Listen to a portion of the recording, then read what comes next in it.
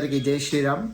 ఈరోజు చోపాయి వచ్చి సూక్ష్మ రూపధరి స్యహిది కావా వికట రూపధరి లంక జరావా అని చెప్పి ఉంది. అంటే సూక్ష్మ రూపం అంటే చిన్నది అని అర్థము. ఆంజనేయ స్వామి వారు ముందుగా సీతమ్మని చూసిన తర్వాత లంకా దహనం జరిగింది. అంటే సీతమ్మ వారిని చూడడానికి ఎలా వెళ్ళారు అంటే సూక్ష్మ రూపంలో, అంటే చిన్న రూపంలో వెళ్ళారు. ఒకటేసారి వెళ్ళి సీతమ్మ వారితో మాట్లాడితే అమ్మవారు భయపడి అరిస్తే చుట్టూ ఉన్న రాక్షసులంతా కూడా లేస్తారేమో, మళ్ళీ అమ్మవారికి ఇబ్బంది కలుగుతుందేమో అని చెప్పి సూక్ష్మ రూపంలో, చిన్న రూపంలో వెళ్ళి అమ్మవారితో మాట్లాడి తిరిగి వచ్చారంట. ఎవరికి కూడా వచ్చినట్టు కూడా తెలియలేదంట, అంత సూక్ష్మ రూపంలో వెళ్ళారంట. అలానే వికట రూపధరి, ఏదైనా భరించలేకపోతున్నామంటే దాన్ని వికటము అంటారు.